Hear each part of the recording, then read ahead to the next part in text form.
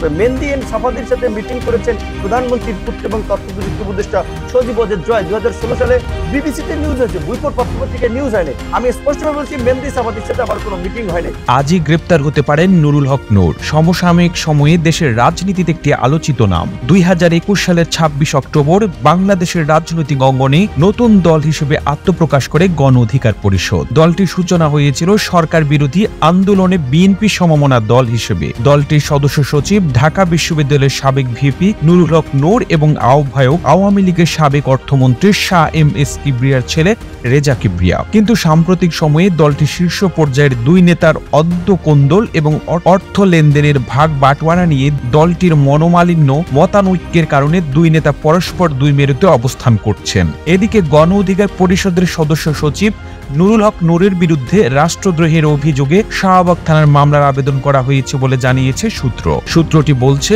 মুক্তিযুদ্ধ মঞ্চ নামের একটি সংগঠনের সাধারণ সম্পাদক আল মামুন এই মামলার আবেদন করেছেন। এই আবেদনের বিষয়টি নিশ্চিত করে শাহবাগ থানার ভারপ্রাপ্ত কর্মকর্তা ওসি নূর মোহাম্মদ জানিয়েছেন, তারা আবেদনটি পর্যালোচনা করে দেখছেন। সূত্র জানায়, রাষ্ট্রদ্রোহের মামলা করার জন্য স্বরাষ্ট্র মন্ত্রণালয়ের অনুমতির প্রয়োজন হয়। মামলাটির পর্যবেক্ষণ বলতে স্বরাষ্ট্র মন্ত্রণালয়ের অনুমতির অপেক্ষা।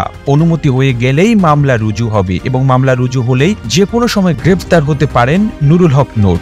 মূলত নুরুল হক নূর ইসরায়েলি গোয়েন্দা সংস্থা মোসাদের এজেন্ট মেহেদী এন সাফাদির সাথে দুবাইয়ে সাক্ষাৎ করেছেন। সেখানে তারা বাংলাদেশের সরকার হটানোর আন্দোলনের ব্যাপারে আলাপ আলোচনা করেছেন। এজন্য গণ অধিকার পরিষদের সদস্য সচিব সেই গোয়েন্দা সংস্থার এজেন্টের কাছ থেকে অর্থ সংগ্রহ করেছেন। যে অর্থের ভাগ বাটোয়ারা নিয়েই আজকের গণ অধিকার পরিষদে অস্থিরতা এবং ভাঙন। নুরুল হক নূর যখন দুবাইয়ে অবস্থান করছিলেন, তখন ইসরায়েলি গোয়েন্দা সংস্থার এজেন্ট মেহেদী এন সাফাদির সাথে তার একটি ছবিও গণমাধ্যমে প্রকাশিত হয় এবং ছবিটি ভাইরাল হয়েছিল। জানা গেছে, গত শুক্রবার বিকেলে শাহবাগ থানায় মুক্তিযুদ্ধ মঞ্চ নামে সংগঠনটির সাধারণ সম্পাদক আল মামুন নুরুল হক নূরের বিরুদ্ধে রাষ্ট্রদ্রোহিতার মামলার আবেদন করেন। আবেদনে বলা হয়, গণ অধিকার পরিষদের সদস্য সচিব নুরুল হক বিদেশে গিয়ে ইসরায়েলি গোয়েন্দা সংস্থা মোসাদের এজেন্ট মেহেদী এন সাফাদির সঙ্গে বৈঠক করেছেন। নুরুল হক বাংলাদেশের নির্বাচিত সরকার উৎখাতে রাষ্ট্রবিরোধী ষড়যন্ত্রে লিপ্ত হয়েছেন। নুরুল হক গণ অধিকার পরিষদ নেতাকর্মীদের উস্কে দিয়ে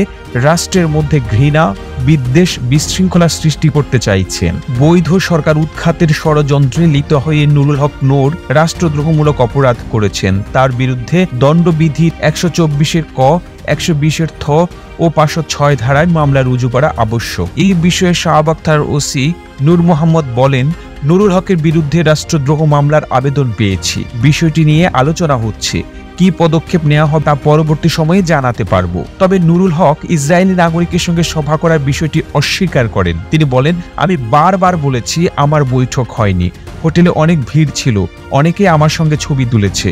আমি তো সাফাদিকে চিনতাম না। যে ছবিটির কথা বলা হচ্ছে কখন তুলেছে সেটা আমার বোঝার কথা না। উল্লেখ্য, বেশ কিছুদিন ধরে গণ অধিকার পরিষদের শীর্ষ দুই নেতা রেজা কিবরিয়া ও নুরুল হককে ঘিরে দলটিতে অস্থিরতা চলছে। সম্প্রতি সেই অস্থিরতা প্রকট রূপ নিয়েছে।